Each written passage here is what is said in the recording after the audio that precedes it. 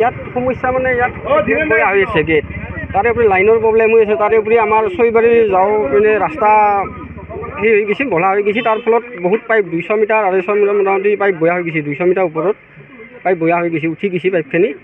ইতিমধ্যে মই কৰ্তৃপক্ষক জনা গৈছে, তাৰে উপৰি ঠিকাদাৰকো কোৱা গৈছে কথাটো, আহোঁ বুলি কৈ আছে কিন্তু অহা নাই।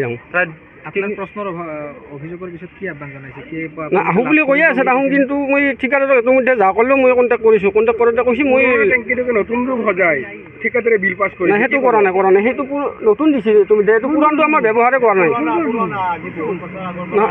নহয় সেইটো এইটো ৰিজাৰ্ভাৰ আছে, এইটো ষ্টক আছে, এইটো পুৰৈ নাই, সেইটো পুৰৈ না। আমাৰ যিটো পানী চেকা আছে সেইটো নতুন, কিন্তু সম্পূৰ্ণ নতুন সেইটো পুৰৈ না। ৰাইজে কেতিয়াৰ পৰা লাভ কৰিব বুলি গম পাইছে?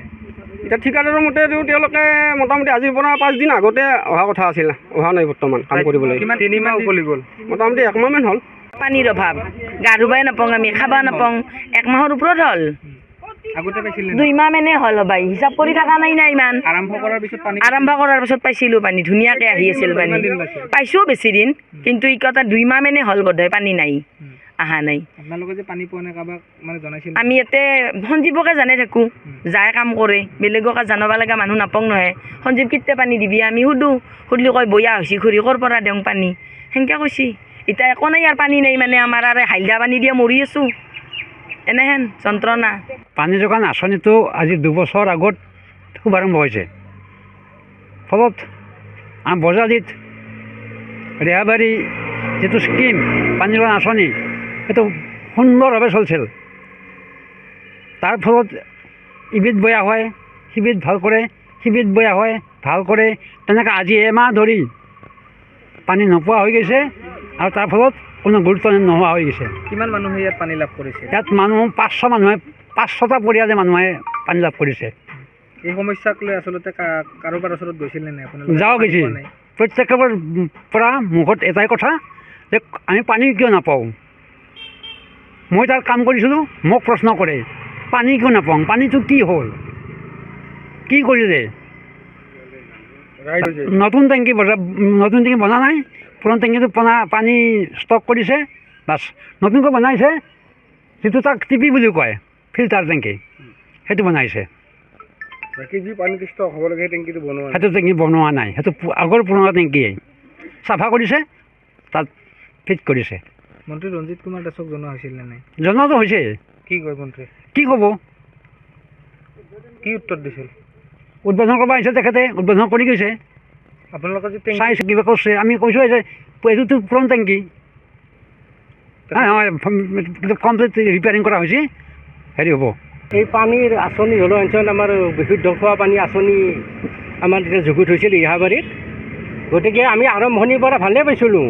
মোটামুটি 1 মাহ 2 মাহমান পানী, ধৰ 1.5 মাহ, 1 মাহ নহয়, 1 মাহ 1.5 মাহমান পানী পোৱাৰ পিছত তাৰমানে কিবা গেট বৈ আহা বুলি কয়। আমাৰ কৰ্মচাৰী সঞ্জীৱ কলিতা এখেতক সোধোঁ মই, এখেতে কয় বোলো গেট বৈয়া হৈছে, কিবা গেট থাকে বোলে ইয়াতে, কিবা অমুকখন গেট তমুকখন বোলো কি বৈয়া হৈছে, বোলো এনেহেন ৰিপেয়াৰিং কৰিব লাগিব। সেনেকৈ ৰখতে আৰু 15 দিন, কেতিয়াবা 20 দিন, কেতিয়াবা এসপ্তাহ এনেকৈ উকলি যায়, আৰু তাৰপিছত আৰু ভাল হয়, মোটামুটি 1 মাহ পৰা 15 দিন নিলাক তাৰপিছত আৰু বেয়া হৈ যায়। বৰ্তমান সেনেকৈ বেয়া হৈ বৰ্তমান আজিলৈকে, আজি মোটামুটি 24 পৰিল নেকি, 24 বৰ্তমান আজি 3 মাহ আৰু 3 মাহ হ'ল বৰ্তমান পানী কোনো মানে আমাৰ ইয়াতে দিয়া নাই।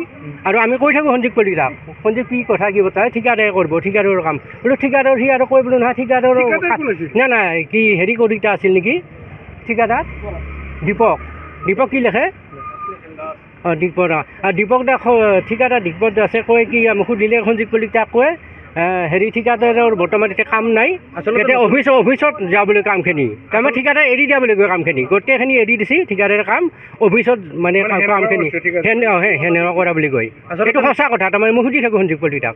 নতুনকৈ পানী যোগান আঁচনিটো আৰম্ভ কৰিছিল, বাৰে বাৰে আচলতে যি ব্যৱহাৰৰ উপযোগী সামগ্ৰীসমূহ আছে, সেই সামগ্ৰীসমূহ আচলতে বিকল হোৱা দেখা পোৱা গৈছে। বিকল নহয়, এইবিলাক একচুৱেলি নতুন নহয়, এই পুৰণা, খালি ইয়াত টিংখিনি উঠাইছে, এই ঘৰটো পুৰণা ঘৰ, টিংখিনি উঠাইছে, আৰু এই গেটবিলাকো এই পুৰণা গেট, এই ৰিপেয়াৰিং কৰিছে খুলি, তাৰমানে খুলি ৰং কৰিছে, হয়তো তাৰ কিছুমান চক্ৰটো বদলাই দিছে, ধৰ এনেকুৱা চব তাৰমানে পুৰণা বেছি ইয়াতে বস্তু আছে।